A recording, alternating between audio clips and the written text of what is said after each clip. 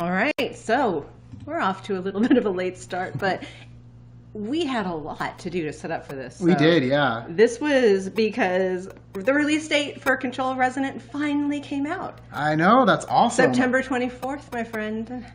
Yeah. Are you ready? I am. I'm on it right now. Yeah, no, I am really excited to do this podcast because, just seeing that the state of play just like got me super stoked. I was so I felt sorry for you because you were at work. I was. And you didn't get to watch it. Yeah. I'm just like, man, why do I have to be at work right now? Right. Well, we have a lot to talk about. We do. We already had much to talk about before, and now we have even more. But we do have, since this is a podcast, we'll just let everyone at home listening know that this screen you see with Jesse right now, you're going to see that for majority. And then we do have video clips and pictures to share.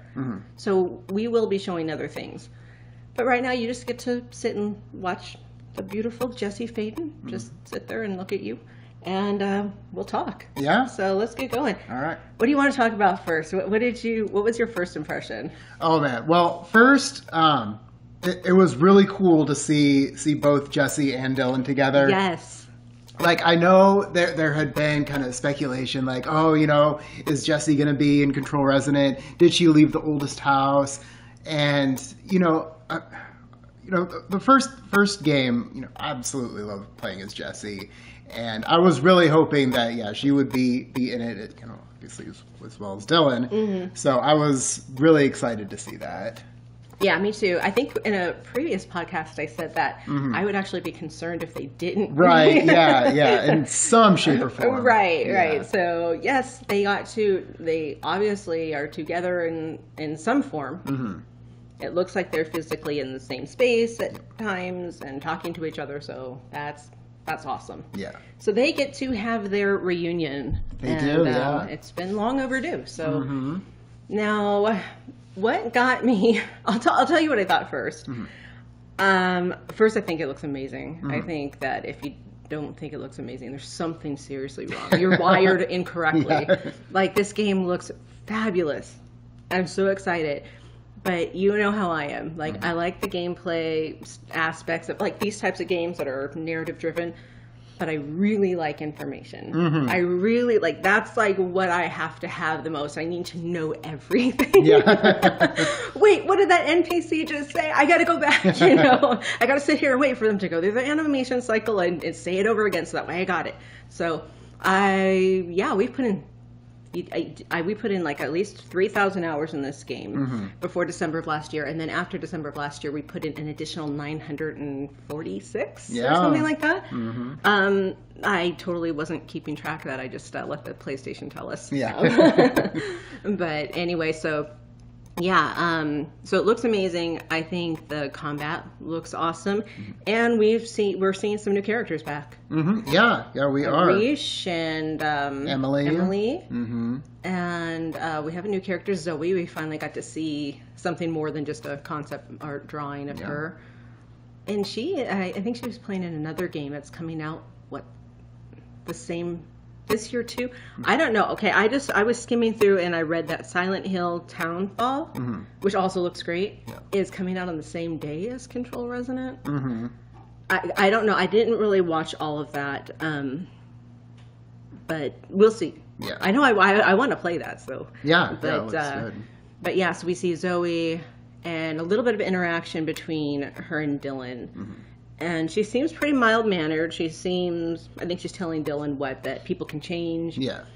And so I think she's probably going to be good for Dylan if she is like not corrupted by the FBC, drinking the Kool-Aid, as Dr. Underhill liked to say, drinking the Kool-Aid. If she's got compassion still. She's not all about just the science and, so yeah.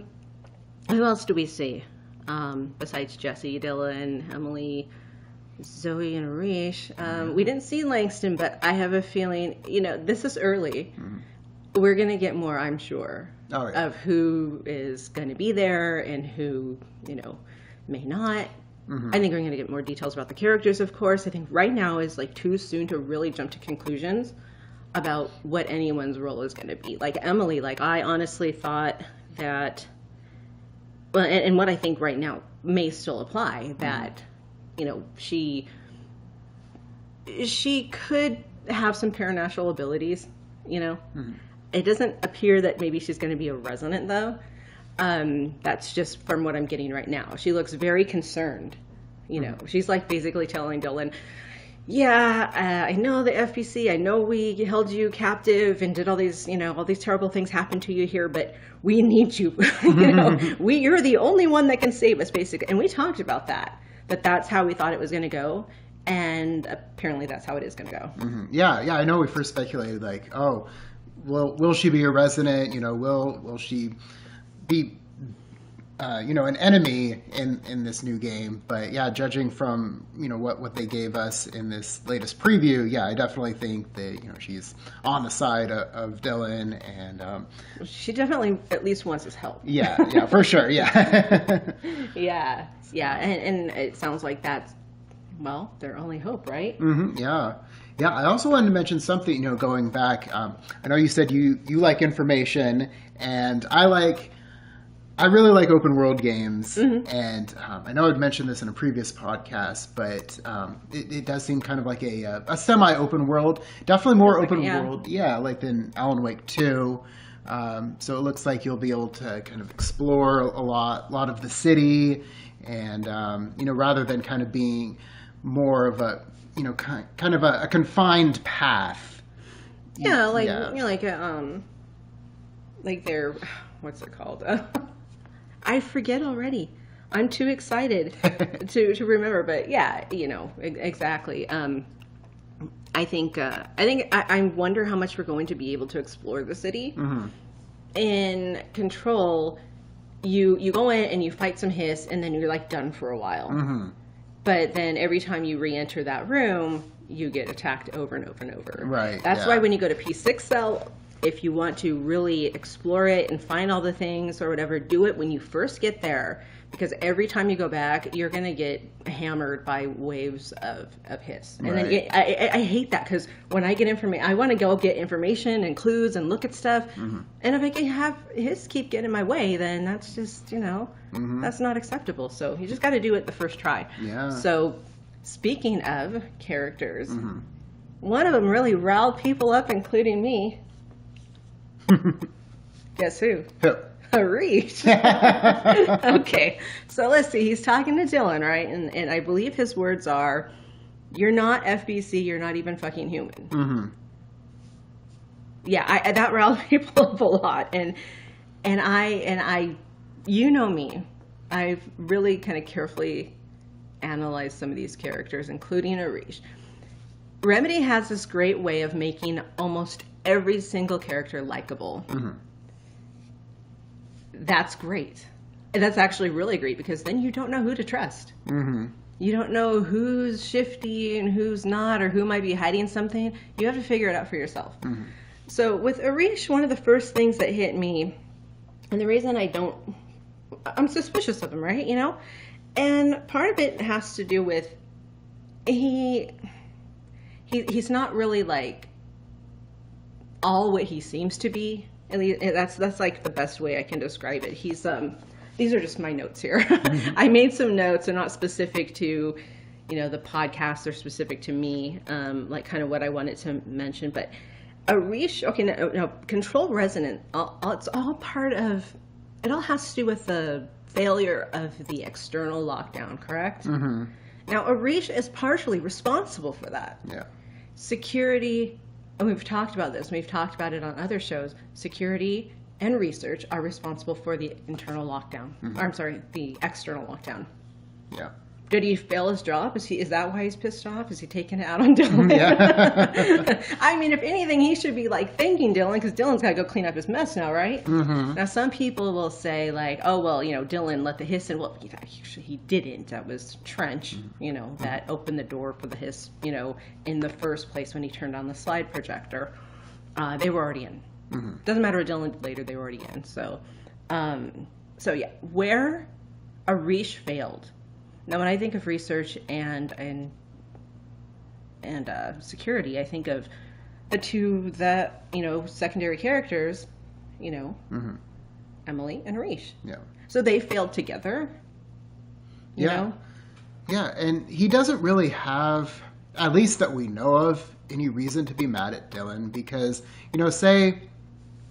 hypothetically, say Dylan is just some regular guy that they brought in and... Kid.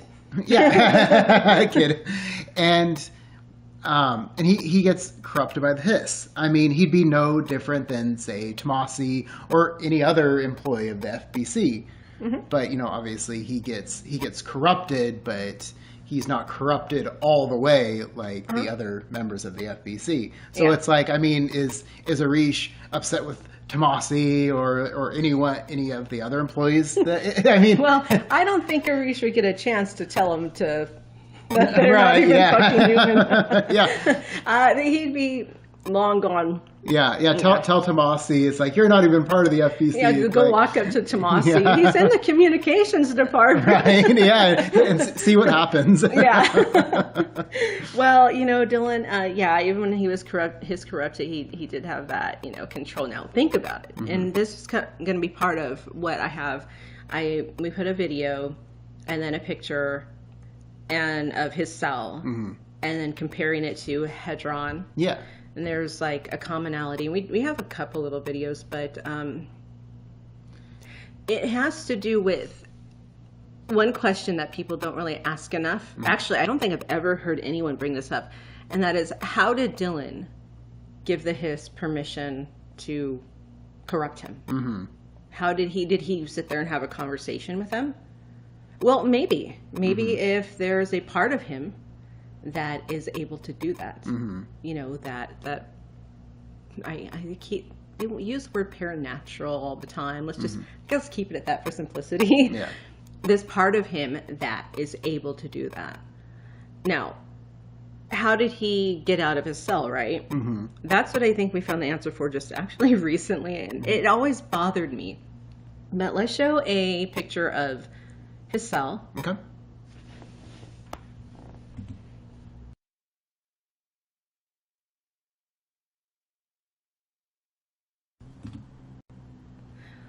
Okay, so his cell is, it's, as a matter of fact, Estevez in Alan Wake 2, when Scratch broke out of the cell, she said that she's never seen an entity break out of a containment cell like that. Yeah.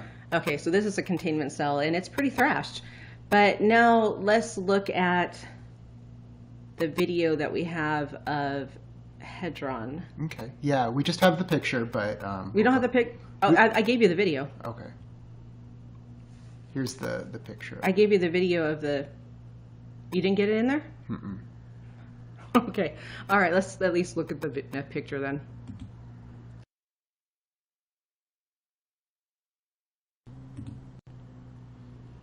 Okay, so the picture doesn't really show a whole lot, but what it is when you are, when you go to save Hedron, whatever, the hiss, and we watched this the other night when I was playing, trying to get, footage and trying to get pictures. The hiss, there's those red beams of light.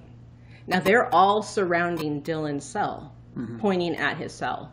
And we were talking about this, what we think it might have been, because those same beams of light are also pointing at Hedron. And guess what the hiss are doing? They're attacking it. They are literally flying up in the air, launching themselves at lightning speed, and just ramming it over and over and over. And you can tell from that one picture there's some damage done. And I have a feeling that containment cell is constructed a lot more heavy duty than Dylan's. I don't know. I'm imagining so because they didn't manage to get through. But Dylan's cell, I'm starting to think he didn't do that himself. And I kind of questioned that from the very beginning. But, we were talking about what we thought maybe that the hiss resonance was being amplified. Is that what we were talking about? Yeah, that it was, and it's interesting because, we talked about the Hedron being amplified, and, that's exactly what the HRAs were being used for. Yeah. So, Yeah, so I think that's probably you know, maybe Dylan had some kind of, if that part of him that can communicate, maybe, you know, they had this conversation. And this sounds really, you know, ridiculous, but, you know, I'm sure there's a way they could have done it that is interesting and makes sense. But it had some kind of communication, whether it be like ESP based or something like that, and said, yes, please get me out of here. Because that's something he says in the trailer when they, you know, from State of Play, is that he said the hiss was the only way that he could get out. So that makes sense. Yeah. Yeah, he said, and he said he let the hiss in, so yeah, maybe he does have some Let way them to... into a cell. Yeah.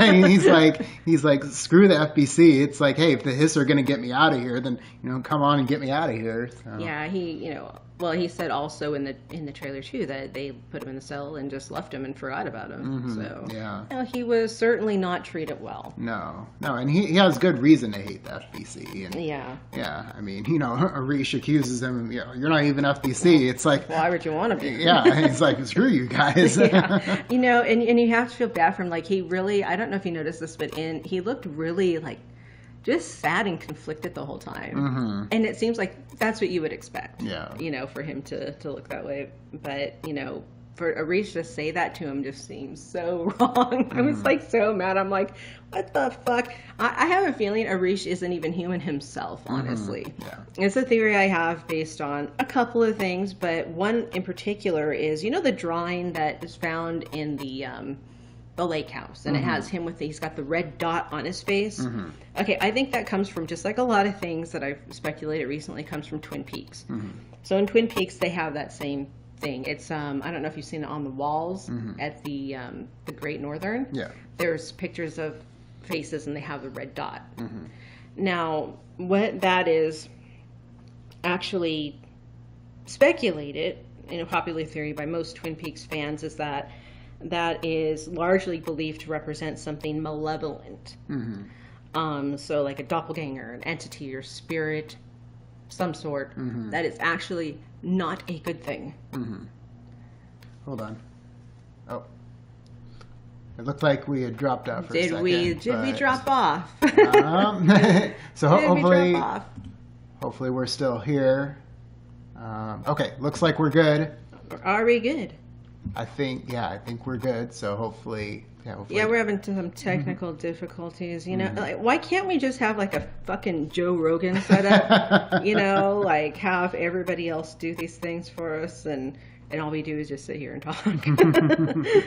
That would be pretty amazing. But it looks like we didn't go back on all the way. Yeah, looks like we're still here. But it's broken. I think the video is gonna be broken. See. This is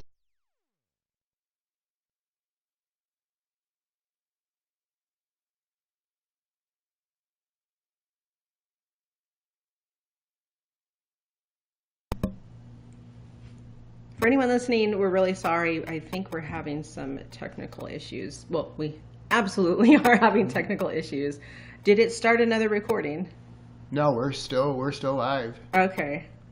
Interesting. All right. Well, this actually, says we're live. Good. Because it took a lot to get this one going.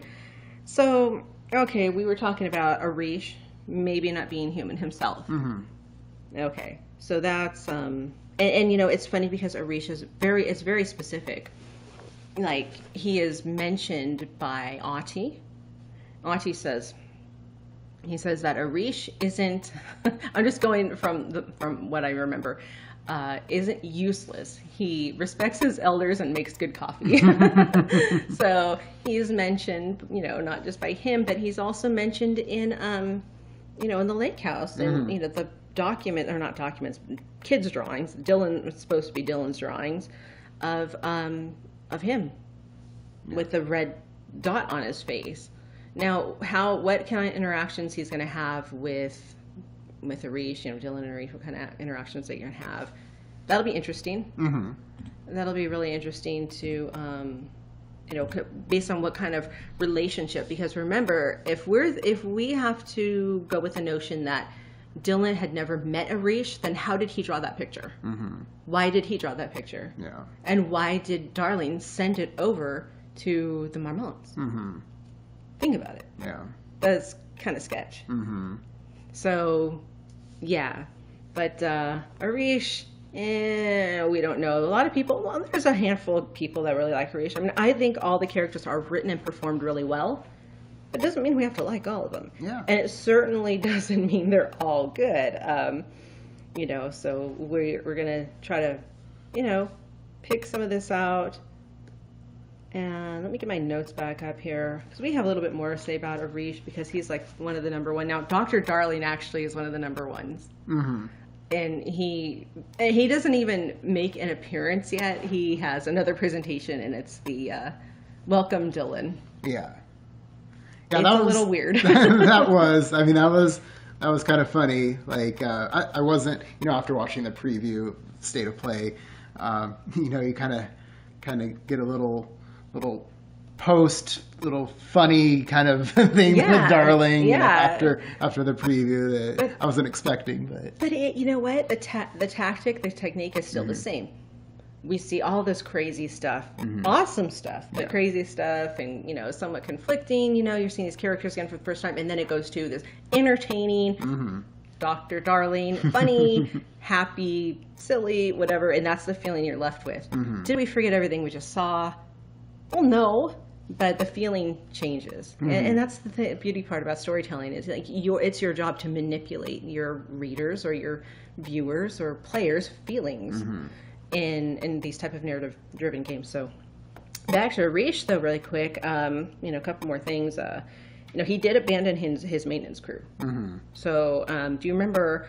I call him Water Slide Guy because I don't know, backwards water slide guy. So he was in an AWE where the water slides, he was installing it and the water started running backwards, and they called it an AWE, and then they went ahead and took him to the FBC to work. Metrologist. So those two guys. So him and the metrologist. And they're like, and this was after, everything, Arish was up in the executive department now, and they're like, where did Arish go? He abandoned us. What do we do? What are we supposed to do? So, he obviously things didn't happen in a way that everyone was protected and covered and accounted for even, and had good leadership. No one took over Arish's role. So I thought that was kind of weird. Yeah. He just sort of forgot about everyone. He's like, hey, I'm an executive now. But yeah, but he does, he's kind of weird from the beginning. Nice. He politely tells Jessie to mind her own business when she asks about Arish. I'm sorry, about Ati. I thought that was kind of interesting. And she just took it. She's just like, she just takes it and stride, I guess. But he kind of lies to her by omission in a way. So, that was something that I was like, oh, come on, respect your higher ups, but that's not, that wasn't too terrible. He obviously has more, he does more than security stuff. He has been in the Foundation.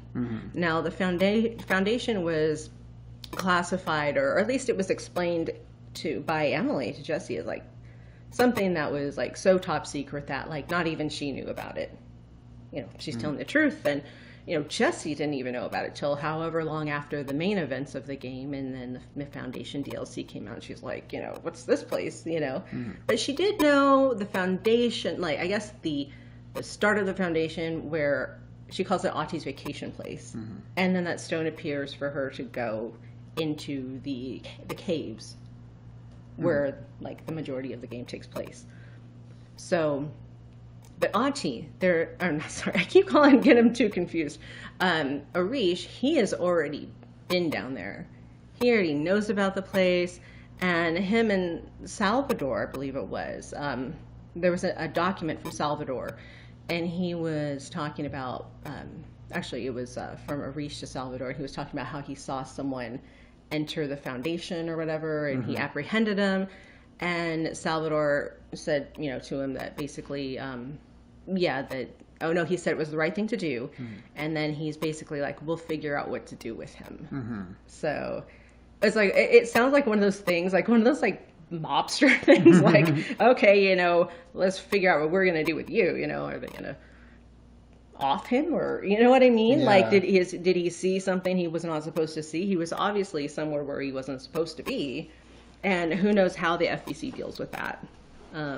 So yeah, Arish knows about that. He knows so much stuff you wouldn't think. He calls himself and the maintenance crew, like, basically like the people that people forget about.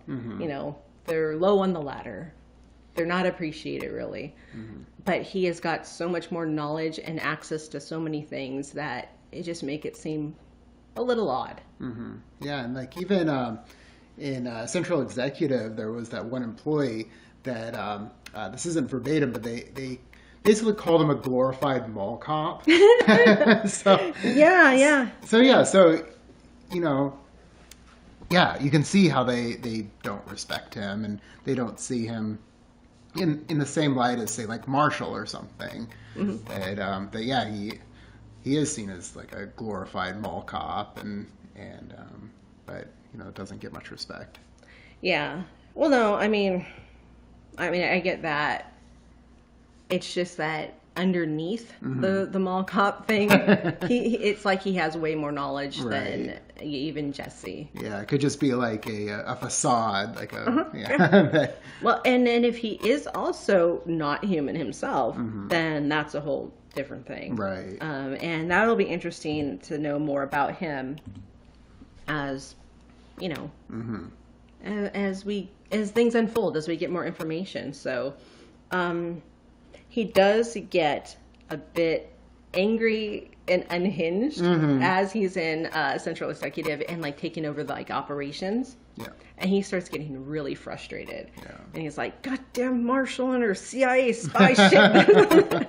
and so it's like, okay. So he's under some stress. But would Marshall handle it that way? And I did see a comment on X, defenders of Arish, which, you know what, that's good. There should be defenders of everyone, and people. I mean, that's the whole idea, is that we'll find out later who's bad and who's good or whatever, and whatever your definition of good and bad is, I don't care. But I did see, was it someone said, there's several people actually that were pointing out that he's got gray hair now, which I don't see what's unnatural about that. But yes, they've all been under a lot of stress. I'm sure it wasn't a great situation for anyone. And that, well, you could see how he would be sort of pissed off. But would Marshall behave that way? I never saw Marshall lose her cool. Yeah, I didn't either. I mean, she did keep her cool really well. Obviously with the hiss infestation. Anytime you talk to her, and then all of the hotline calls, she always kept her cool. There was never a time that she was just freaking out, like anything like you see Arish do.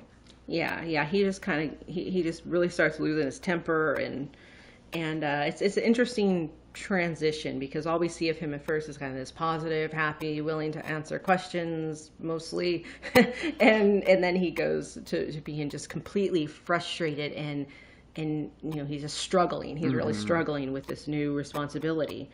So I think that's kind of it that I really what I really wanted to. That was the other thing. There was one more thing.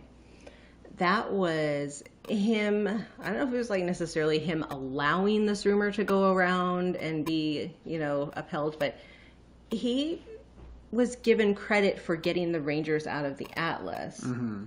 But that was Jesse. Yeah. Jesse made way for him to do that. She took out the hiss.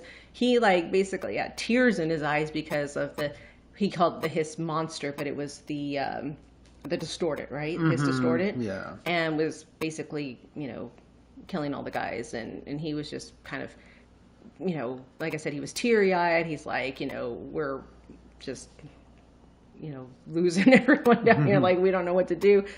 And so Jesse's like, I'll take care of it. And he's like, okay, And then once she leaves, once that cutscene ends, then he's like, first person to kill a hiss, I'll buy the shot, or whatever. Yeah. He starts joking about it then. And it's like, that behavior is switch of like, you know, how he's handling the situation. First he's like, you know, having such a hard time with it, and then he just like flips to like joking. It's so weird, you know. I'll buy the shots. Like, what? You got people injured over here, you know, laying on the ground, and you are gonna buy shots. I don't know. Somebody gets to buy the shots, but yeah. So Arish, always on my radar as someone that was sketch. Yeah. I mean, you know, in the first game, you do get little clues about it, but I know for me, I kind of overall thought him as, you know, an okay guy, but then, you know, what really solidified it was in the Control Resonant trailer when, he's essentially reprimanding Dylan. It's like, what the fuck? It's like, no, we don't even know what it was about. But but it just kind of solidifies that, you know, Arish is kind of a douche. I still think there's more to it. Again, like I said, I'm not so sure that, you know, and remember how concerned he was about those silver bullets? Yeah. That was, you know, Jesse's like trying to like save lives, and he's like, can you go get these pouches for me? I think the silver bullets might mean something very specific that we'll find out later, maybe. But for now, there is some type of possible evidence pointing to him not being human himself. Yeah, it's like, you know, what if he's a werewolf? Exactly, you know, he doesn't want the hiss to get him with a silver bullet. Yeah, exactly. But yeah, that whole mission that Jesse had to do, I mean, I get like, you know, Remedy wants to give you another mission to do, but when everything that's going on with the hiss, it's like kind of an odd one. Yeah, kind of like Langston's Runaways. That makes sense. Yeah, like with his Runaways. Yeah, that does make sense. Like that would be kind of high on the priority list, and then also, you know, with the BlackRock missions and all that. But with Arish, it just seems more like a personal favor rather than something that would actually benefit the FBC. Exactly. That's what I was thinking. But hey, I had a quick thought about the Aberrant. I'm wondering if that was Dylan's from the beginning. Oh. You know, if maybe he was bound to it already from before. Yeah. I don't know. What do you think about that? Yeah, man, I never really thought about that, but I think it's a possibility. It is, yeah. Yeah, you never know. Yeah. Who do you think has access to it? I would say Langston, but I kind of have a feeling that because they were trying to keep Langston away from him, but probably not. Yeah. Probably not even in the Panopticon. Yeah, I don't know. That's a tough one. I mean, yeah, it's hard to say. Like, yeah, if Dylan did have access to it all. I mean, you know, you talk about him breaking out of a cell. That's one option of him being able to do it if he had the Aberrant, then being able to break out of it, or like, you know, like we were talking about the hiss. But yeah, I mean, it's definitely a powerful weapon, that's for sure. Yeah, can I have one? Let me know if you can find out where you get one. As long as I get one too. And speaking of Langston, another at least favorite of ours, for sure. Langston, will he be in Control Resonant? I think so. They have 3 Panopticons from what I understand. Okay. So it would be weird if Langston wasn't in there. Yeah, if they have 3 Panopticons, then, you know, I can't imagine that Langston wouldn't be at least one of them. So, and then, you know, he is a fan favorite, so you know, the cat guy. The cat guy. Yeah, no. His tangents are awesome. They're so funny. And I sit and listen to him every time. Oh, absolutely. Every time, even though I play the game so much, I still listen to it. Yeah, no, they're hilarious, and then also his little his poetry or whatever, like right, his personal recordings. Yeah, those are funny. Yeah, well, I really like those. Here's the interesting thing about Langston. He tried to access P6L, and remember, he told Jesse, he got flustered, and he's like, they wouldn't even let me into the cell, and that Dr. Darling somebody needs to investigate him. Remember? Right, yeah. I mean, I know I'm paraphrasing. He didn't say it exactly that way, but he did say that he was trying to access P6, and that they wouldn't let him. And he blamed that on Dr. Darling and felt that it needed to be looked into. So It's strange because he also tried to access Hartman too, and now he got in trouble for that. Yeah. There was that recording where he got a warning, and he was like really upset about it. Yeah. But he's like, I was just trying to get a book signed, but that's the thing. Do we believe him? What was it? Was he going to get a book signed from Dylan? Like, no. What did he have to gain from accessing Dylan? Yeah. There really was nothing, and unless it was to help him. And Langston is a complicated character, and I think they mask it by making him really silly and funny and goofy, not just in a different way from Dr. Darling. And he seems like even at times he kind of seems dumb, or at least that's like how the Rangers treat him that way anyway. They're making fun of him the whole time.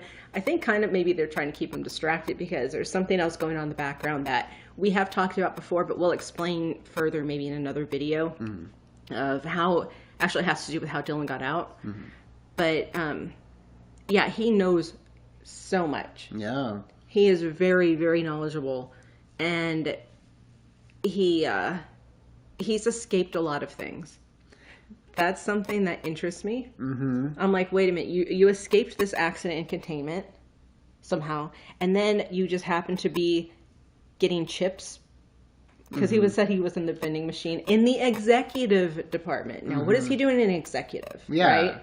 So he said he was an executive when the Hartman thing happened. Now, he had tried to get to Hartman. And they said that it was human error. They blamed the accident on human error. Was he responsible for that human error? Did he actually go and intentionally try to let him out? Right. Yeah, it seems too much of a coincidence, him being able to escape all of these incidents. And, I mean, yes, you could chalk it up to, he was just in the right place at the right time, or the wrong place at the... More than once. Right, exactly. So it's like, okay, one time it's like, maybe you could chalk it up to that, but escaping multiple incidents, it's like, that's something to think about. It was like he knew that it was going to happen. Right, yeah. Like, that's what you have to kind of go to next. Yeah. I'm kind of hoping that like it really is just coincidence, but, because I really like Langston. I don't want him to be some shady guy that like... No, I just have a feeling that this one's going to be more complicated. I think so, yeah, because Langston is a really complicated guy. Well, there's a whole personality mask, just like with Darling. Yeah, absolutely.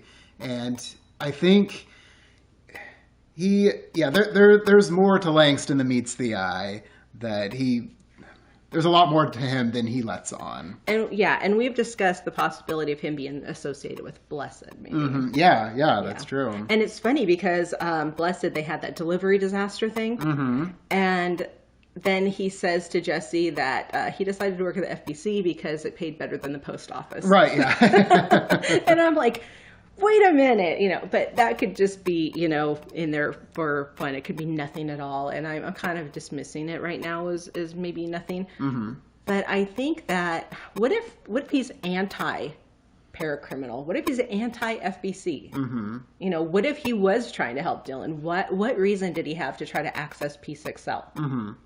Yeah. I mean, you wouldn't think there would be any reason for him to access it. You would think he would have be like, no, I'm not going there. Yeah, I'm staying as far away from that as possible. Exactly. It's like, I don't want to be anywhere near there. Do you think maybe he thinks that there was a way he could help him with his rituals and things? Because you know how he's all into the ritualistic stuff. Yeah. He wants to take over as soon as he knows Trench is gone and Darling, he wants to take over some of their roles. Remember?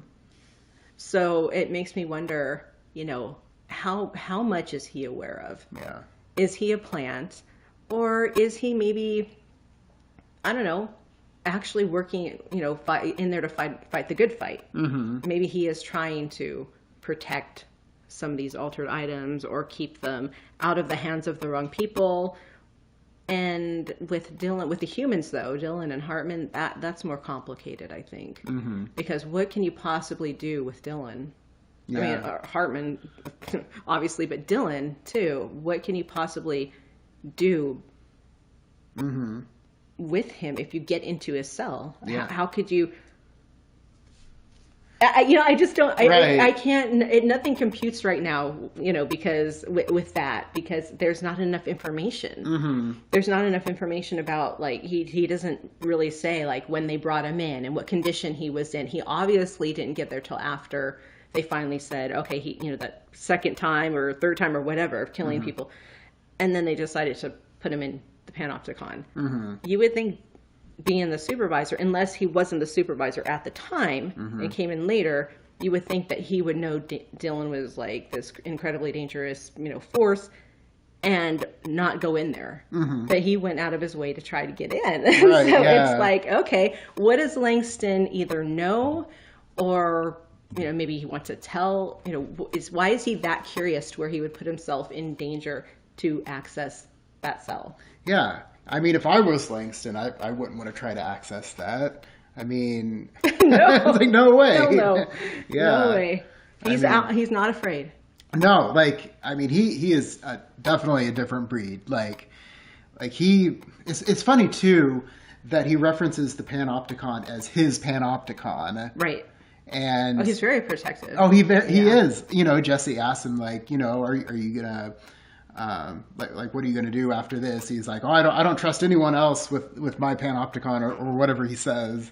I don't blame him. If he's in there for fighting a good fight, I don't blame him. Yeah. So yeah, Langston. I think we're going to see him. Mm-hmm. I have a feeling that they can't get rid of him yet. Yeah. So. We have in the chat here, Starms. I'm not sure if I'm saying that right. It says, Philip, the very beginning of Control 2, we might have a boss fight in Oldest House before we leave it for outside. It could be a Remembrance too. It could be what? A Remembrance too. So that's definitely a good take. I mean, I would really appreciate that, because it would be nice to know, a little bit more information ahead of time. Right, yeah. When we get to the FBC in the first game, shit's already gone down. Right, yeah. And all we get is the story from other people. This is what happened according to this person and this person, but we don't actually get to witness it. Right. So if we do get to witness what happens, how the lockdown fails, or however it fails. Mm-hmm, it could have been done on purpose for all we know, but it would be really cool to see. Yeah, absolutely. Even if it's a boss fight or whatever, just how it happens, to not start us off in a place where it's all gone down already and now we have to clean up the mess. Yeah, absolutely. Because it's been 7 years since first Control to Control Resonance. Yeah, it would be nice to know what happened between that between that time. And Jesse turns off the slide projector. There's still hiss in the Oldest House, but it would be nice to know what happened between that event and the events of now. Yeah. Yeah, well, that's a lot of years to cover, so I guess we'll see. But yeah, moving on really quick to this whole. Now, they didn't really address a whole lot of this in the State of Play trailer thing. Yeah. But the realities. Okay, so one of the first trailers they had, I think it was the reveal one. It was saying reality's collapsing on itself. It does it say on itself, or does it say reality's collapsing? Yeah, I can't remember. I think it says reality's collapsing. Right. Anyway, so I just want to go back to Control for a minute and talk about Dylan, how he talked about Mr. Door and the many worlds. So he says that they're, the worlds alongside of each other, on top, below, whatever. And then he says that there are worlds inside of other worlds. That's kind of where I'm thinking we are. Right. Because my personal thought is that Control and the Remedy Connected Universe in general seem to fall within that, worlds within other worlds. Dylan says that Door told him about a writer, Alan, who else is going to be, right? Yeah. Who in one world wrote about a cop, and in another world, that cop is real. So obviously we're thinking Casey, who existed in all worlds, as does the FBC and Alan Wake and Zane and etc. Some form or another. So it seems as though he's suggesting that there's a version of Alan Wake, or the writer, whatever, that exists in another world that is separate and decoherent of other worlds. So we're gonna get into quantum physics here for a sec. But Alan himself says that he can interact with other realities. So unless Dora is talking about an Alan we haven't met yet, one can only assume that at the very least there's specific times or circumstances in which quantum decoherence is lost, and such as Deerfest or the creation of overlaps. Now this reminds me, and it's in line with the appearance of the entrance to the Black Lodge when Jupiter and Saturn align. Yeah. So that, I think we're working with that. I think that we're going to be working with like at least 2 or 3 separate realities. Yeah. And that, they said in the reveal trailer, actually it wasn't they said, it was, I think somebody that got to experience some of the gameplay or something like that. So another video someone did, like, it was like maybe kind of like on IGN or something, or GameSpot or whatever, and they're like, they said that you're going to be able to make choices that drive the narrative, but there's only going to be one ending, which means that however many versions of reality, and we know this. I keep mentioning the movie Coherence for people to watch, because it puts it in layman's terms. Quantum physics is so hard to explain, but you get movies that actually explain some things really well. So it's kind of like, okay, so we're going to get all these different options. It's going to eventually they'll collapse into one reality at the end. We only get one ending.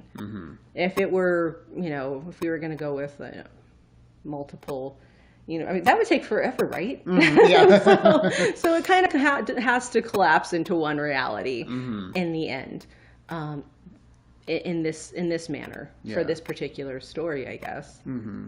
Now, there is something interesting that did come up in this trailer from State of Play, and that was the very last words Jessie says, and it's the last words of the trailer. And she says, "Who are you today?" She asks. That's interesting. Yeah. So she's talking about different versions of yourself. I thought that was kind of cool. Yeah. Yeah, and I know Remedy, they're definitely big with the multiple realities, like you see in the first Alan Wake with the quantum immortality. So I would not be surprised. And also, just to go back here, I did see on Twitch this XX bot. I'm probably slaughtering how to say this, but they're asking when did Langston try to access Dylan's cell? It was in a document. Oh, no, I'm sorry. I just got through saying, he actually tells Jessie. He tells Jessie that he couldn't even get in, he says.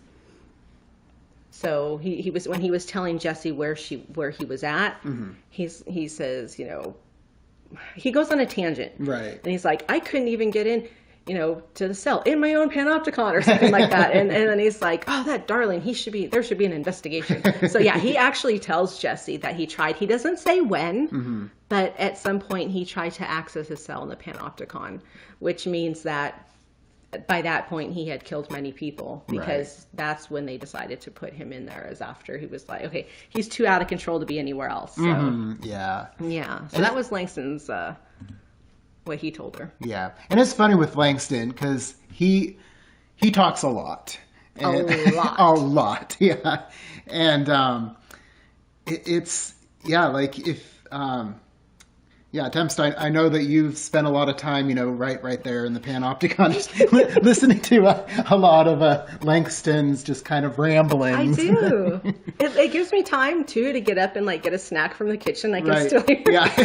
Yeah, he just keeps flapping his gums. It's awesome. But, no, he has a lot of funny things to say, and a lot of important things to say.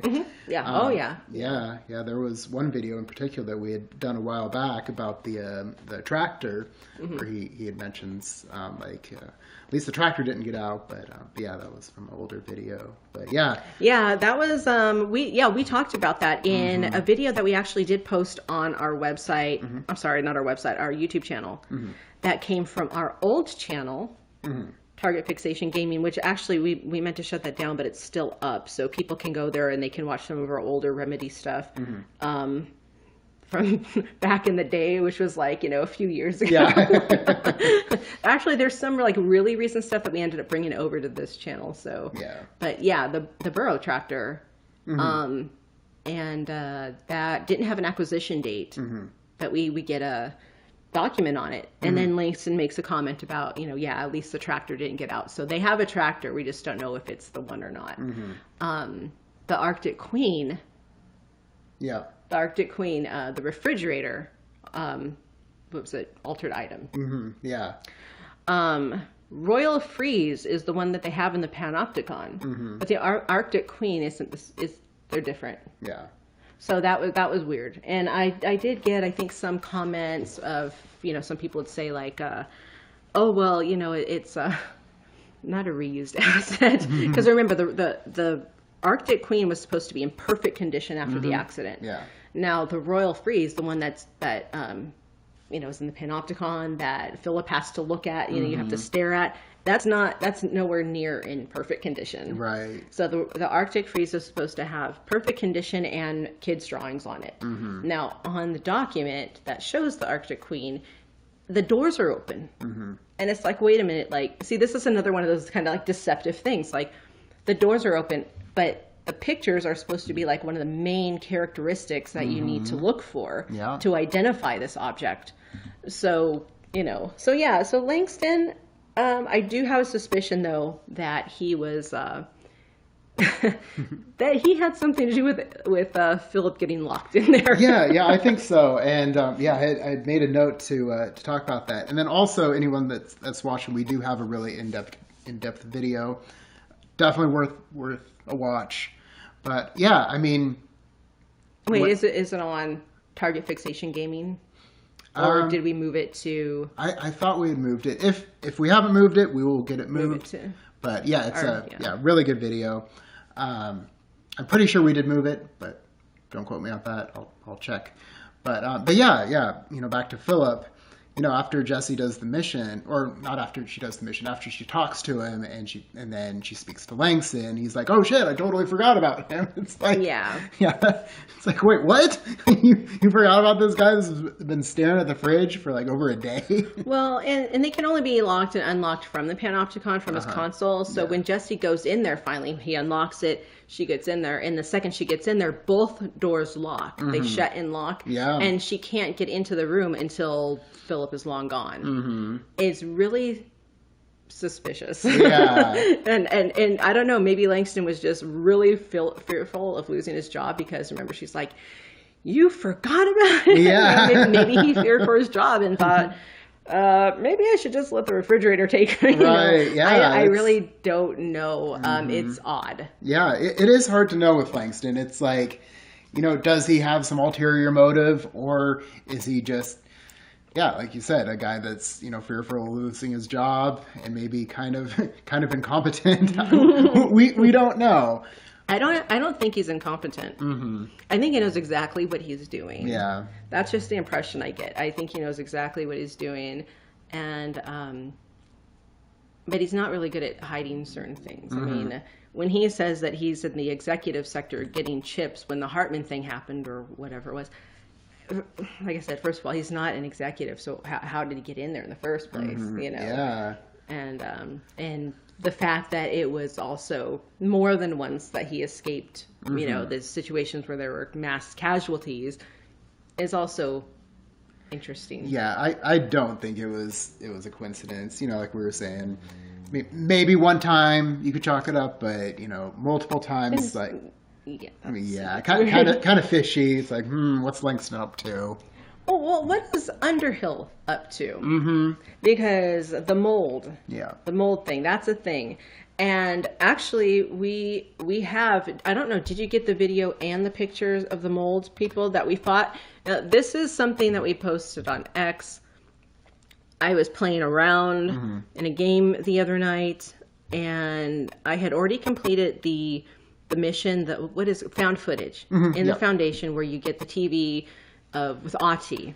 Okay, so you get the TV, and there's is it the astral mimics, the astral yeah. copies that are down there, whatever you shine the TV at them. You have to shine a light at them so that way they'll freeze in place and not attack you.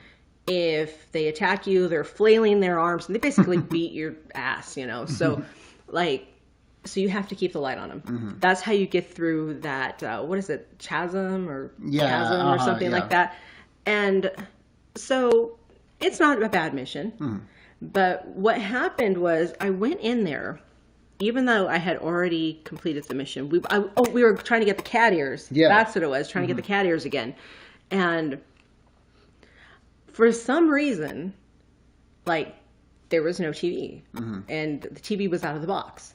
The box that you put in at the end, there was no TV. It was gone. So I'm like, okay, well, that's weird, whatever. So I go back down where, you know, you would normally start. And it took a while, but I started getting attacked by mold people that showed up as Hiss.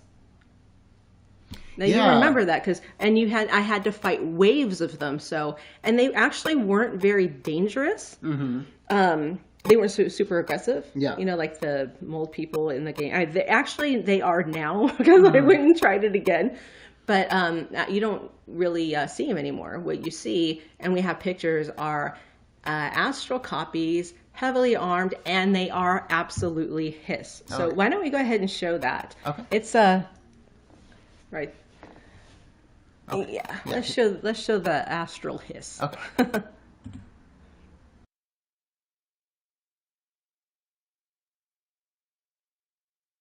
Gameplay.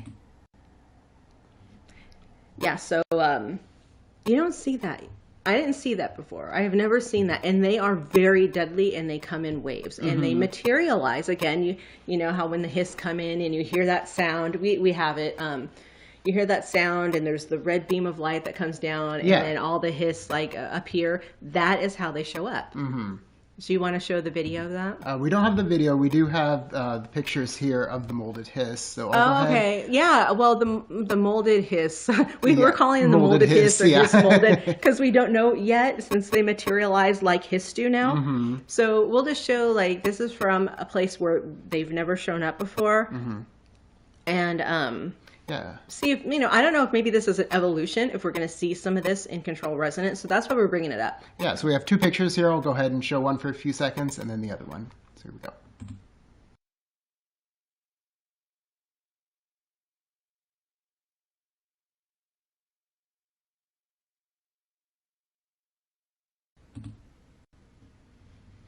So once again, those showed up. They appeared as Hiss.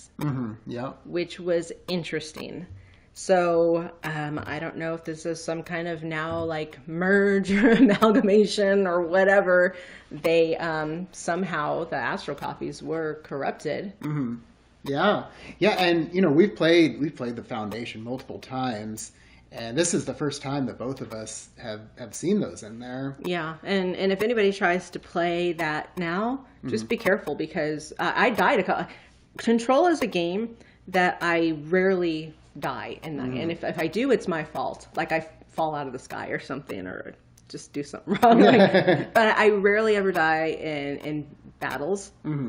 And I died twice because after you encounter, if you're lucky enough to encounter the waves of Hiss mold people, then after that, if you go back and try to do that mission again, I haven't been able to get it. I have not been able to replicate it. I tried for hours trying to do it on different accounts and stuff and tried to play that part again, and it just did not happen. Now all I get is the astral copies. The Hiss astral copies will beam themselves in and just, shoot the hell out of you. Like, I mean, lots and lots of them. It's hard to get through.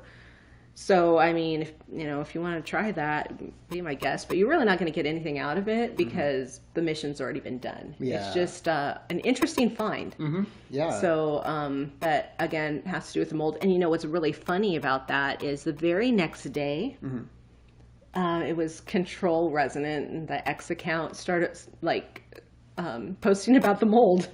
Yeah. I'm like, wait a minute, yeah, the mold. I was just dealing with those guys last night. What do you know that you're not telling us? Yeah. But no, that was a very cool find. Yeah, playing through that, and it's like, wait a sec, I remember seeing these guys, and yeah, it was really interesting to see. We also have another chat here in Twitch. The Snake Box, or however you say your username, says that. Also, by the way, I think that Zoe says, "Who are you today?" in the story trailer, and that's interesting because instead of Jessie. Yeah. Okay, yeah. If that is her voice, then I would say my mistake. Yeah. Yeah. If it is that would be very cool, because that means that she would be probably talking to Dylan. If Jessie said it, it seems like she'd be more talking to us. Right. So, or just, that it's just a statement, but it's in question form. When, like, if it were coming from Jessie, how, like, when she talks through the game, it's kind of, that should be too hard to explain. I'm just tired. I've got some coffee here. It's watered down now, but yeah, I think that's a really interesting question, and that's what I think about, like, when we were talking about the multiple realities. It makes sense. Yeah, and it's kind of cool too. Like when when Jessie first sees Dylan, and when he's there in Central Executive in the cell, and there was one part where he mentions he's like.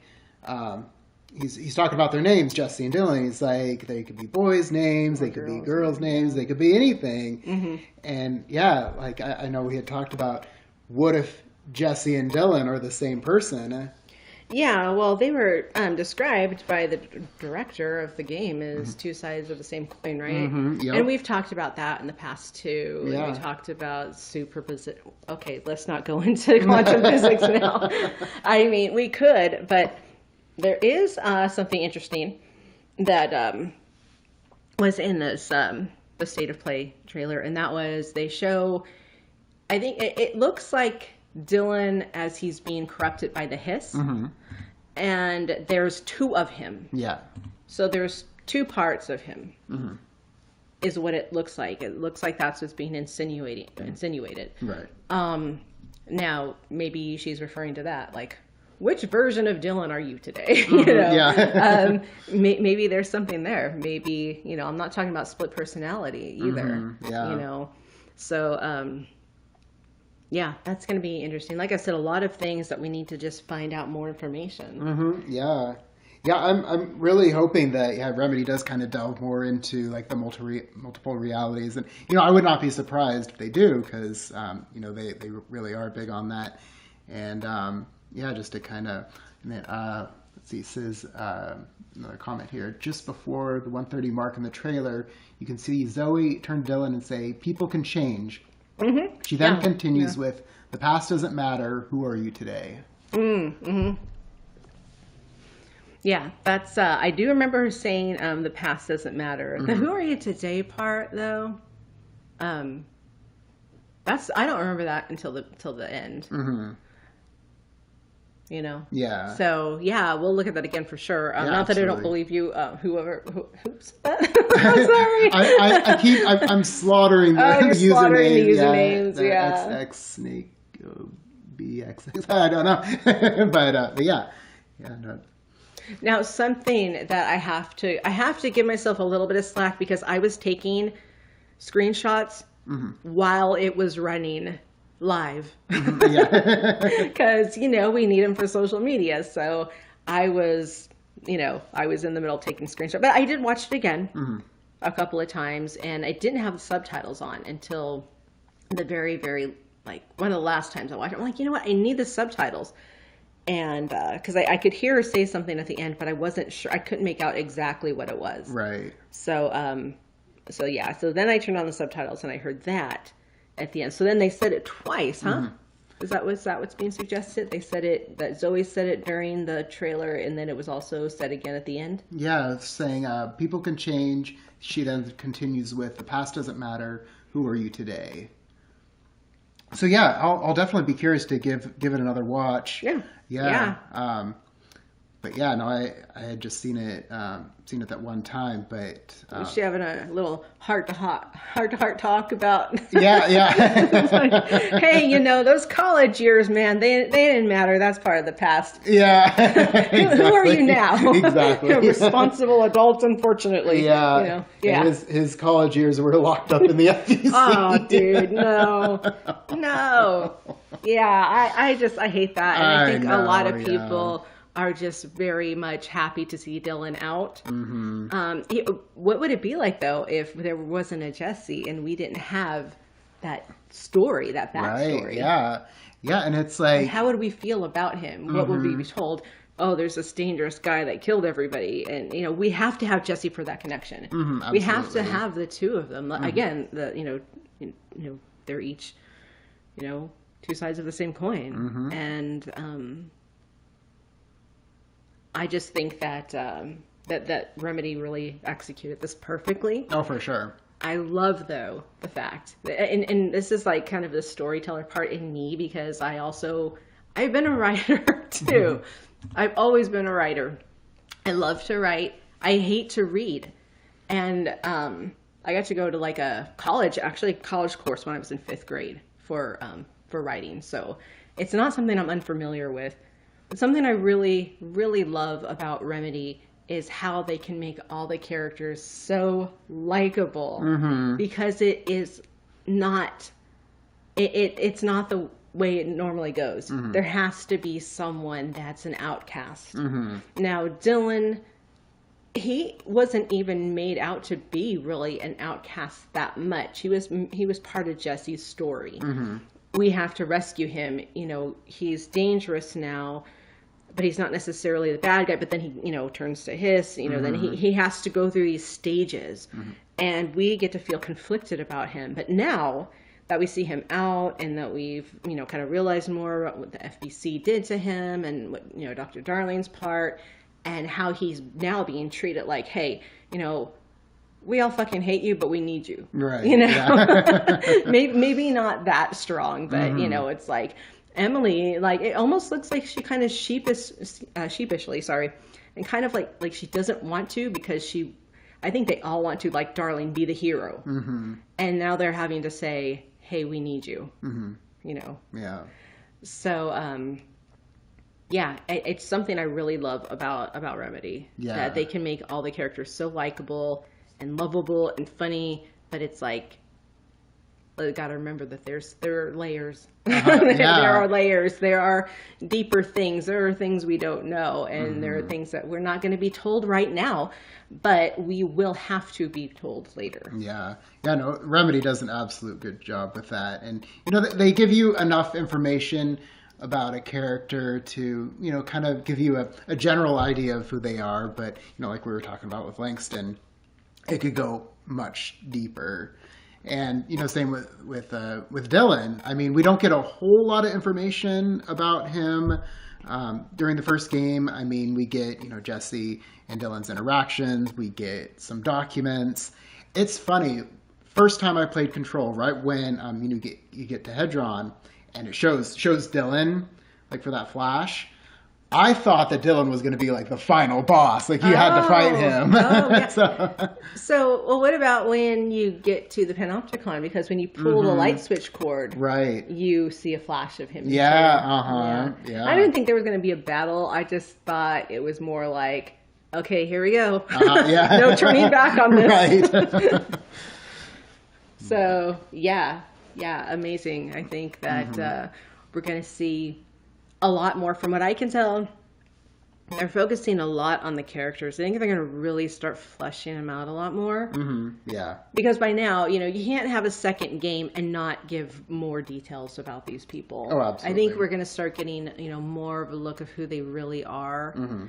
And that's, for me, that's really exciting, because I love the story. I love the narrative. I love, the gameplay and all of those things I very much love and appreciate, but I'm a story person. I love the mysteries. And you don't want to, I mean, you can't say that can be ruined. We know this is fantasy, that this is fiction. Mm-hmm. But at the same time, it's like, we can talk about it as if it's like really happening because we're invested in the story. Yeah. Yeah. That's kind of the thing about video games. It's like, since, you spend more than like an hour and a half or 2 hours with these characters, you get to figure out their personalities, you get to talk with them, you spend a lot more time, and so you are a lot more invested. Mm-hmm. And it's just cool to see that with both Emily and Arish, that they will be in the second one. And I am curious too who else from the first game will also be in Resonant as well. Well, we were just starting to talk about Underhill, and then we kind of went off on the thing we wanted to explain about finding the hiss mold people. Right. And so, now Underhill, it's funny because she is kind of the outlier in the way of all the characters being likable. Mm-hmm. She was not very likable. I didn't really. Yeah, she was. Yeah. I'm just like, man, just shut up. Which is all the more reason why I think she might be more trustworthy than just about everyone else. Now, there was, I think we were talking recently about, how her job there was supposed to be temporary. Mm-hmm. So she was, what did she say, about 4 months ago. Right. But I think it turned out to be like, it sounded like it was more like 6 or something from some other document. Mm-hmm. Unless it was like pre-hire or something. Mm-hmm. And, they were talking about, it was Dr. Darling recommended her to come in because she used to be, teach botany? Was she an expert in botany or something like that? But he felt she would be good for this mold thing. Yeah. And so they brought her in on a temporary basis. Now, it was kind of odd, her reaction to hearing about Pope's promotion. Mm-hmm. It's almost like, and she kind of like made a kind of remark about meritocracy and, Jessie being the queen and this and that. Almost like she was like upset. Mm-hmm. But at the same time, she was temporary. Mm-hmm. Yeah. I don't think she was ever in a position to be Darlene's successor. I think that was always going to be Emily. Mm-hmm. And, but she is also the only one we really see a genuine emotional reaction from her when Jessie tells her that she thinks Dr. Darling is gone. Yeah.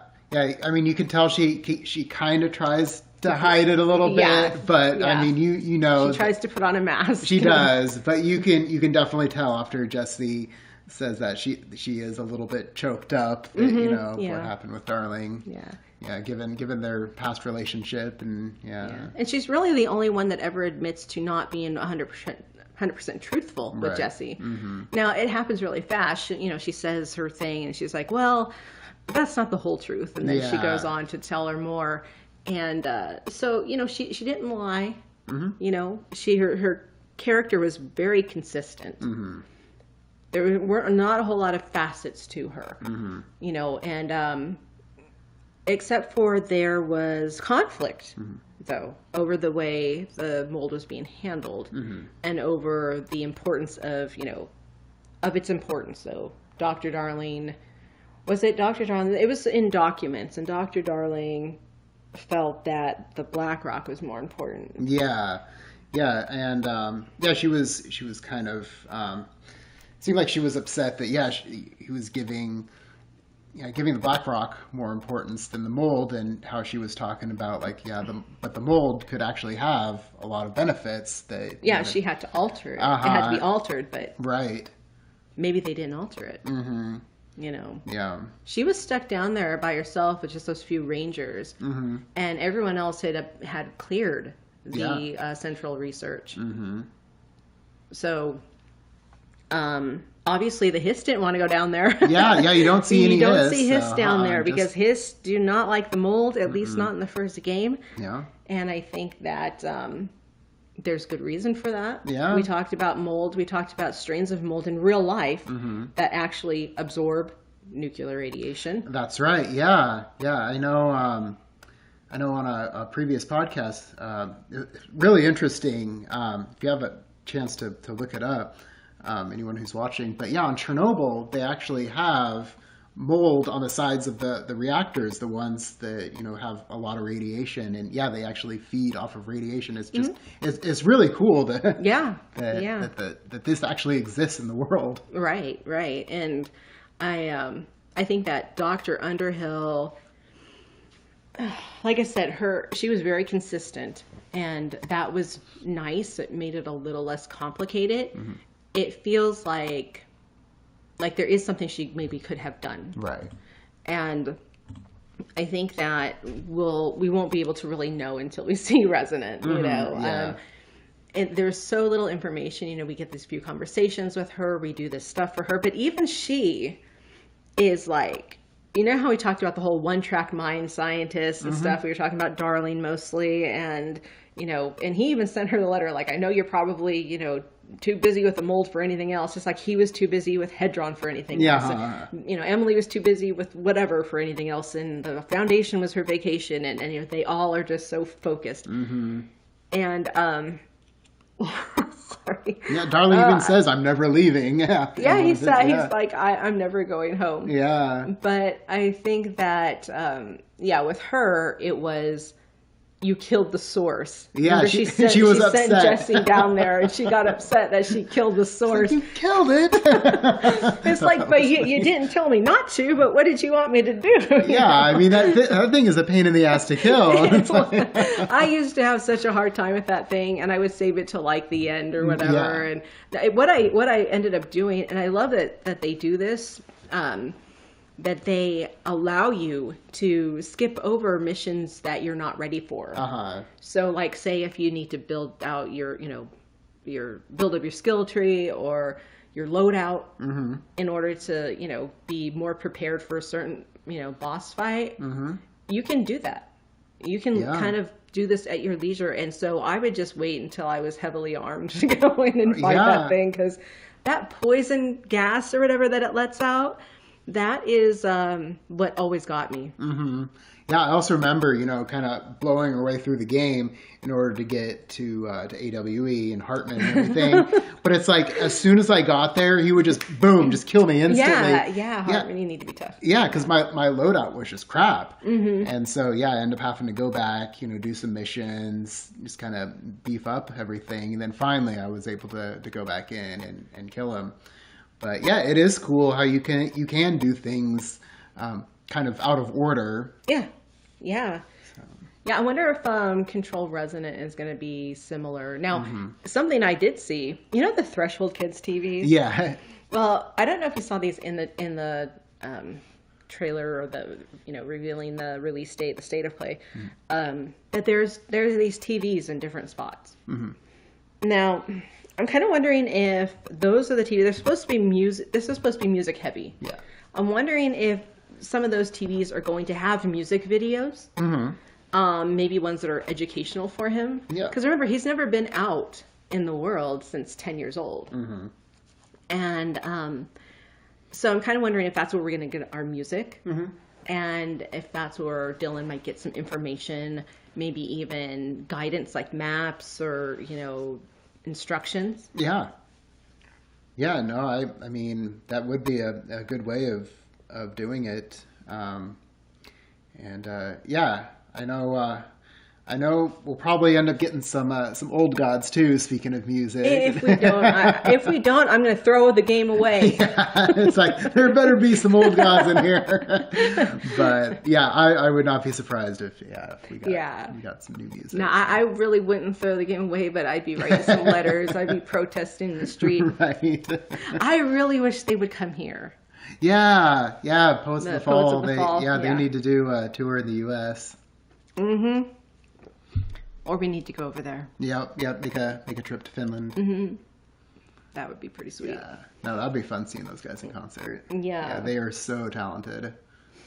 Absolutely. But I think that we're going to get Poe, I think, is one of them. And you know how they revealed in the reveal trailer, the dancer has like this mask, this white mask over her face, and she kind of tilts her head back, and it looks like Emily's hair. Yeah. Okay, and like even the shirt kind of looks like a shirt Emily would wear that, you know, has those like really neatly pressed like triangles and stuff. Now, the dancer that they show in Now, I know that this is all like game in progress. They'll even put the little disclaimer, Yeah. represents a game in progress, you know.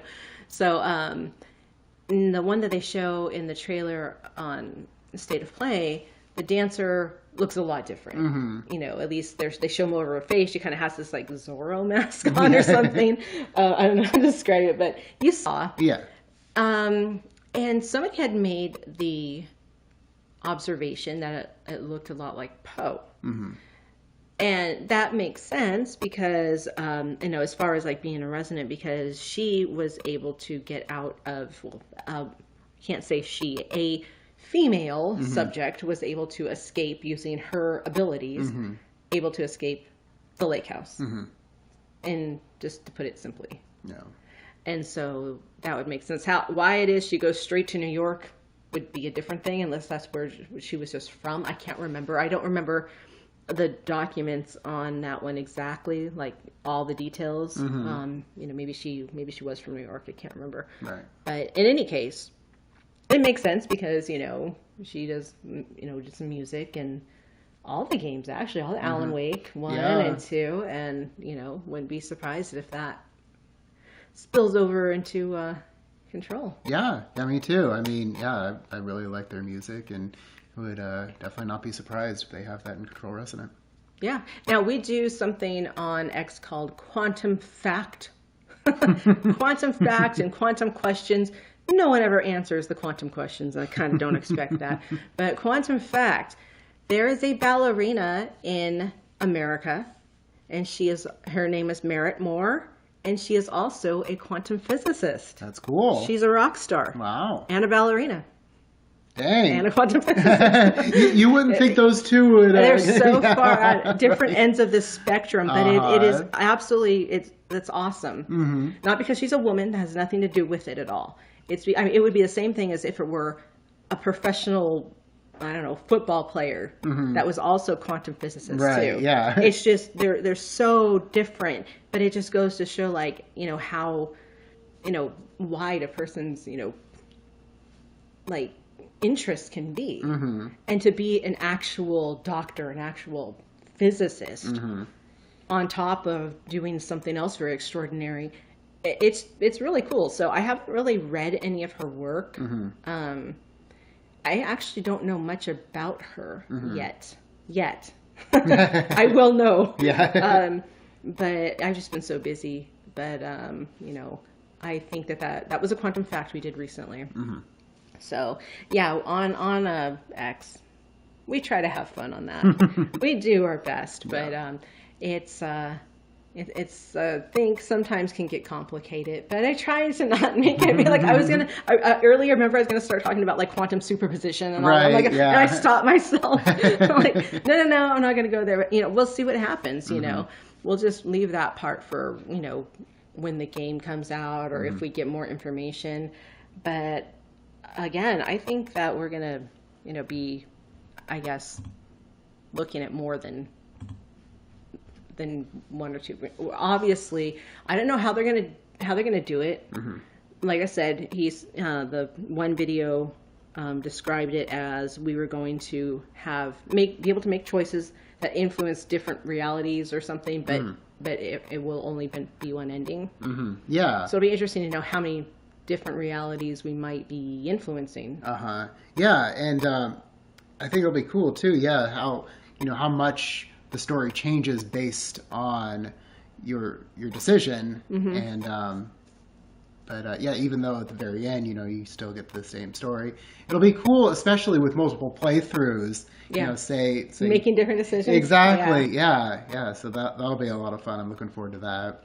Well, I think there's going to be at least 2 or 3, and part of that is based on the fact that there's 3 panopticons, from what I understand. Yeah, so I mean, if there's 3 panopticons, then yeah, you know, based on your decision, you know, which panopticon you'll go to depending And on which Langston will be there? Which version of Langston? Maybe we'll get. Oh, that would be awesome! That would. I would love that. Yeah, maybe we'll get a Langston that is a dog person. A dog person. Yeah, yeah. In one reality, he's a dog person. In one reality, he's a cat person. Yeah. In one reality, he's a traffic light person. Yeah. So who knows? Langston. Yeah. Yeah, he's. Yeah, I want to say he's the most complicated to figure out, honestly. But yeah. So Emily, she looks she has a new look. She looks good. Yeah. She looks stressed and worried. She does. And like I said before, she's just sort of blatantly just outright admits, hey, we don't have this. We don't have this. Dylan, you need to help us. You're the only one. Now, that's what I'm interested in knowing is why is he the only one? Why can't Jesse help? Right, yeah. Now, she says at the beginning that she has to leave. Isn't that what was going on? And when it first opens up, and she's like, something is coming, I've got to leave. Okay, so we don't know why it's important for her to leave, but we do see her with Dylan. We don't know at what point in the game this is going to be beginning, middle, or end. We don't know at what point they're going to interact and why. I think if they're going to be going with this, these alternate realities or for different versions of, or parallel or anything to do with multiple realities, maybe what's coming is some kind of, fight between good and evil for the universe to correct itself. Right. I could see a situation in which the universe needs to correct itself, and they're caught in the middle of it. Yeah. Yeah, no, I can absolutely see that. And, like you said, I'll be curious to know at what point, Dylan and Jesse, meet back up. If they end up fighting side by side, or to what extent they will have Jesse in Control Resonant. Yeah, I mean, it looks like they make it look like, and what we just saw at State of Play, that she's going to be in there more than what we thought maybe she would be. Yeah, because it kind of sounded like, and this is the great thing about we keep getting information. It's going to change. Our opinions are going to change and evolve with more information as we get it. But it made it seem like she was going to be on for pretty much the whole thing. Yeah. like she was just going to be gone when Dylan woke up, and that he was going to be on his own with the FBC. So yeah. But apparently it's not going to happen that way. Yeah. I wonder if they said that just to kind of throw us off that Jesse's not going to be in it. And then, they show us the trailer and people are like, whoa, Jesse's going to be in it. Yeah. Well, she's not going to be in it maybe that much. Or, they just mean that she's not going to be playable. Right. Yeah. I think that because I didn't really hear that she's not going to be in it at all. Just that she wasn't going to be a playable character. Yeah. Yeah. And, I mean, even, in Alan Wake 2, they show her for a brief moment, but, I think they'll have her more than what they did in Alan Wake 2. But, it'll be interesting to speculate how much of her will they have. Yeah. Even, like you said, if we don't play as her, will she be fighting with Dylan, side by side, or will it just be a thing where they, interact, have conversations, or, to what extent? Yeah. I'm excited to know. I can't think of anything right now, as far as that trailer goes. It's that we absolutely need to address tonight. Honestly, I think we got the most of the big stuff out of the way. The Dr. Darling at the end was kind of creepy. We did a little just jokey picture about the. What was it? Yeah. The Stephen King. I mean, okay, so this makes sense. Sam Lake said, the games, especially his writing, are heavily inspired by, Stephen King and Twin Peaks, David Lynch, whatever. Yeah. So, it only makes sense. He's got the fucking red balloon. He's like, we're going to have lots of fun here or whatever. Have a lot of fun together. I mean, it's like Pennywise. In Dr. Darling's body. Yeah. I wonder if we'll see Dr. Darling down in some storm drain or something. That would be scary. That would. Hey, maybe we should make a picture like that. I think we did make one of someone, I can't remember who, a long time ago. Yeah. Somebody that nobody was really liking at the time. It might have been political. I don't know. But yeah, we made them down in the storm during, that was it. But anyway, we're getting way off track. But no. It was very interesting because it was a darling presentation, welcoming Dylan, and it was like he was, really trying hard to make it like, oh, this is going to be a great place. It's going to be fun. We're going to have fun.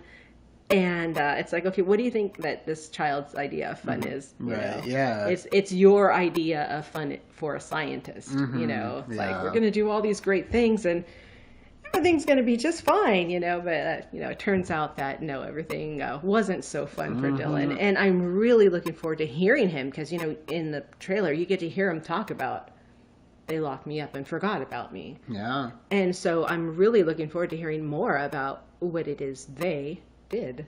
Yeah, I am too. I mean, at least you got pizza. Oh shit! I mean, yeah, what kid doesn't want pizza? Yeah, I mean, yeah, when he's saying, tell Casper I want pizza for lunch. Yeah, there's 2 pictures of him with pizza. Oh, that's right. Yeah. That are like concept art or whatever. And one of them, he's sitting on the stairs and he's got. Actually, I don't think he has pizza in that one. I think he just has a soda. And then the one where they show him sitting on the edge of the building or whatever, he's got pizza and he's got soda. So I'm a big soda person. So what do you think? You think he's a cola person or a Mountain Dew person? Ooh, man, that's hard to say. or maybe he's got some Red Bull in there. Red Bull. He needs energy, right? Yeah, exactly. Yep. Yeah, so I think that's what we're gonna do, though, right? We're gonna order pizza. We are, yeah, for Control Resonant. When it comes out. So let's put our order in now. Let's do it. Yeah. Yeah, if anyone in the chat has any suggestions of what kind of pizza we should get. Yeah, I think we should make our own. We should, yeah. But yeah, anything else that you want to talk about? Yeah, I mean, I think we covered it. Yeah. I think we covered like kind of the bigger things. I think so, yeah. Yeah, because again, more information needs to come out, and we did talk about starting to do these bi-weekly possibly instead of weekly, because we don't know what rate that information on Control Resonant is going to start coming out. Like when, things start coming out a lot, we start seeing a huge influx of information. We're going to need time to process it. Like right now, we just saw this. We just saw a state of play. And we're operating on like basically having had no time to properly analyze anything. Yeah. I haven't watched it over and over and over, but I picked out what I thought was the most important things. Yeah. And the things that struck me the most. Yeah. And then, obviously if Remedy comes out with something just like super important, then, we'll do a discussion about it and tell you our thoughts. Yeah, but right now, I mean, I would still love to, oh, and I'm sorry, I just wanted to mention the reason for the bi-weekly thing would be so we can gather up as much as possible if it's coming in large amounts and be able to pick it apart and analyze it and do some comparisons with the previous game and, Yeah, absolutely. And then do, a video, like maybe not, a podcast that probably isn't live because we'll have more time to, gather those materials and put them together. Right. Like we had a podcast we were going to do, but I had an accident. Get this, I have a spiral fracture.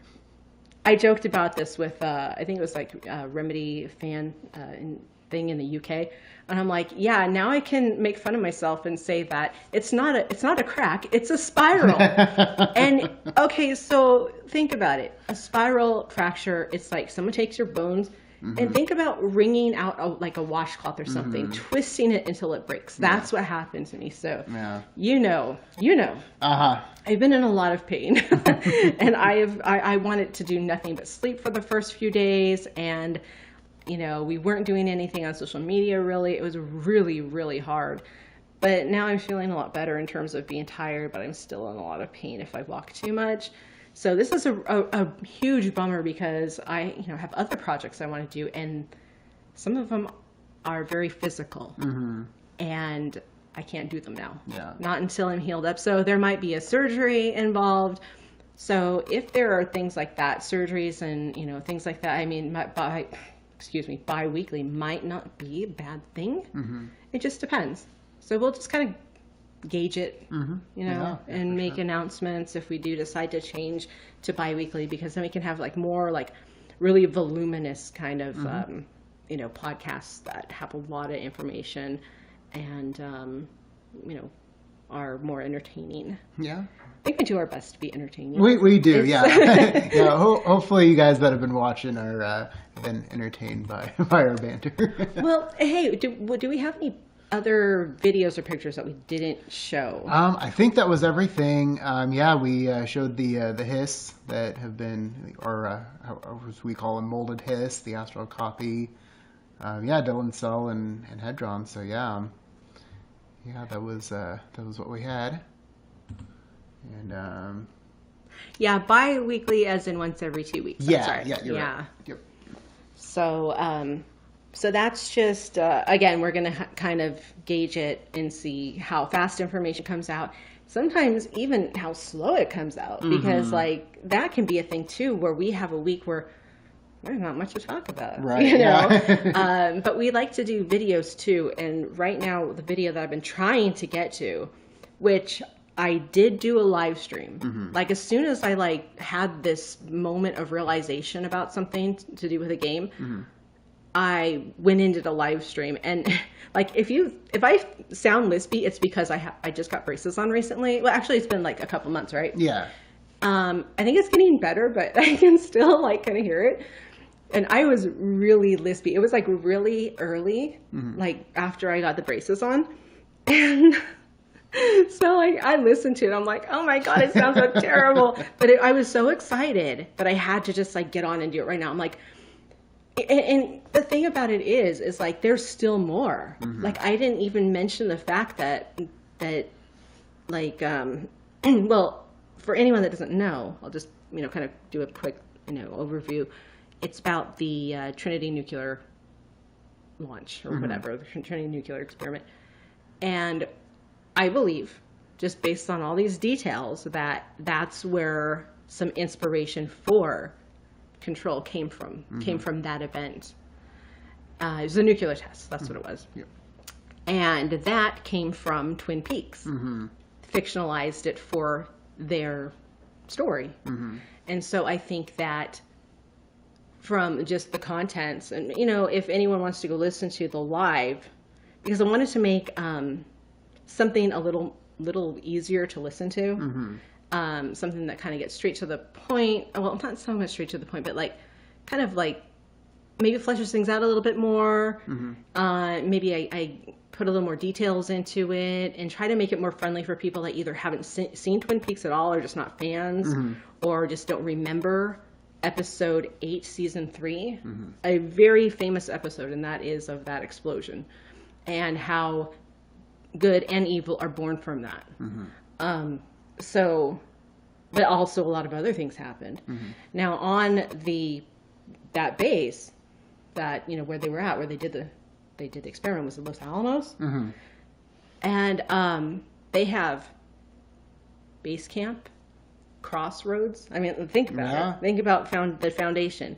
So and now I do have an idea about the nail, but that's something different. But base camp, crossroads. Of course, it all started with quantum physics. If you haven't seen Oppenheimer, watch it, please. Very good movie. Yeah, please definitely recommend it. Watch it. But and then how that the nuclear contaminants went on to contaminate film. Okay, so think of the slide projector, film at the Kodak company, and their film was being damaged and unusable. Yeah. So there's a lot. There's a lot, including the government blaming the whole thing to nearby residents. They blamed the event, not the event, but what they were feeling, the effects, the fallout, the ash, the everything. They blamed that on a industrial accident at a little place called the dump. they blamed it on an accident at a dump. So some of this stuff, you just can't ignore it. No. And there's nothing wrong with it. There's nothing wrong with getting inspiration from these events, real life events, even if they were fictionalized in the Twin Peaks. You know, I go into detail about how I feel that these certain events, especially, you know, for Ordinary, were inspired by David Lynch's fictionalization of, you know, the Trinity test in Twin Peaks. Yeah. Yeah, and just like, you know, playing through Remedy games, you know, it's obvious to see how much, you know, they were inspired by Twin Peaks. Yeah. And, oh, yeah. so, Especially Alan Wake. Oh, absolutely. Yeah. Yeah, I mean, you know, they have, you know, the Oh Dear Diner being what Tweeds is, and you know, where a lot of Twin Peaks was set, and so yeah, so I'm not logging. Surprised. Yeah, the logging. Yeah, so you know, I'm not surprised with episode 8 of Twin Peaks that, you know, being heavily inspired by that. They even have the containment cells. Oh yeah, that's one of the very first things you see. Remember episode 1 That's of right. season 3?